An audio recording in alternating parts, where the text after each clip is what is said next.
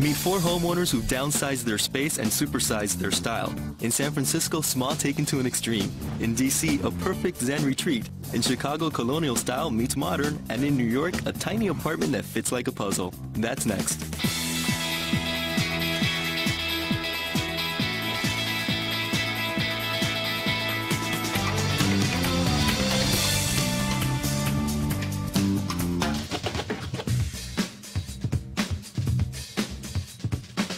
What can you do in a space just slightly bigger than the average bathroom? If you're Jay Schaefer, you can live, work, cook, sleep, and even entertain. Martin, nice to meet you. Good to meet you. Thank you, thank you. This tiny house has it all. A living room, office, kitchen, bedroom, and bath in a ridiculously tiny 70 square feet. My name is Jay Schaefer. I build and design tiny houses. So 2 people live in here? Come in. You gotta be kidding me. This looks like a small playhouse from outside. I know. How did you even come up with this design and idea? I started out with a plan that was considerably larger. It turned out for me the idea of a separate space for dining and living was more symbolic than anything else. I love this little house. It's a little small for me, but it has everything you need. It's like a Swiss Army knife. So what do you consider this right here? Living room, office, I see, or? It's actually both. 2 in 1. Mm-hmm. This would be the office half of Okay. the room. Got a desk here. Pretty large desk for a tiny room. This was originally bought as a DVD player, since I'm really not very good at computers anyway. Okay, so that's your entertainment for the night. You can basically sit Yeah. here and this acts as your sofa. Get up, I can show you how this becomes more comfortable. Oh, there's more to this? Yeah. Okay. You pull this out, and it makes it a little more comfortable. Oh, just a little bit deeper for you. Yeah. It's nice. So we just need some popcorn and stuff, and we can, you know, pop in a DVD. Yeah, and to make it even better, ottoman, and then, as an additional bonus, you see, you got some storage. This is not only the study and the living room, but also the dining room. But this way, you can have someone here, 2 people here, and another person there. Presto! In the rear corner of the house, the kitchen is just big enough for the bare necessities.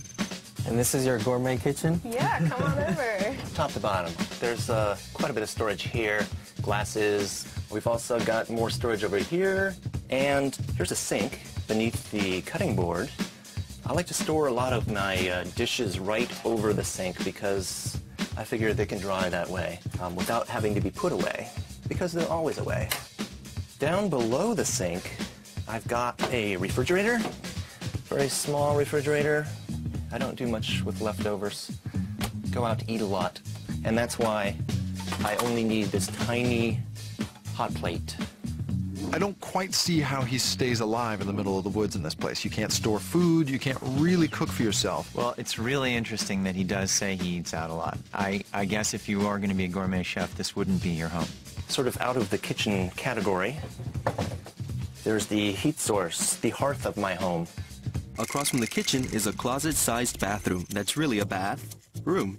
There's not much in here other than a mirror, a simple towel rod, the shower, which is the bathroom, and, of course, the most private realm within the private realm, the composting toilet, available at any office supply store.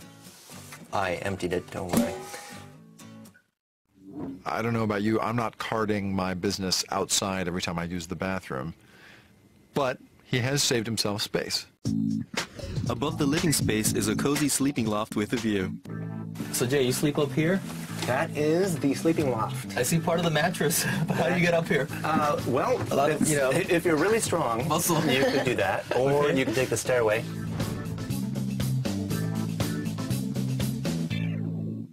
It's a full-size bed up there. Yeah. It's very comfortable, except for Jenny likes to wake up violently in the middle of the night and bang her head on the roof. This bedroom is totally cozy and intimate, but the way that the low ceilings are so close to you, you might feel like you're in a pine box and it might be a little claustrophobic. Well, guys, it's a big difference stepping out and seeing all this open space, guys. Yeah, it's spacious. It's a, you know, beautiful setting you have your home in. I gotta admit, it was hard for me to see the structure as a home when I first saw it. But, you know, after being inside, you know, you really feel the love.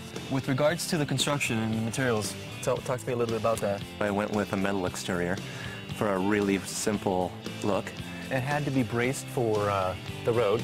We came out here from Iowa. It was about 2,000 miles. We've got the lifeline to the house, which is just an extension cord leading from a power source up on the hill. So that's your electricity, and this is for your heat and for cooking and all that. Exactly. We haven't needed it yet.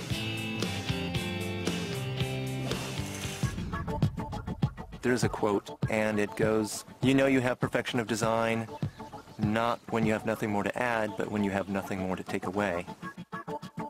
I think a person who knows what they do need to be happy and has pared everything else away and doesn't have that many needs is going to love this sort of thing because it's very liberating.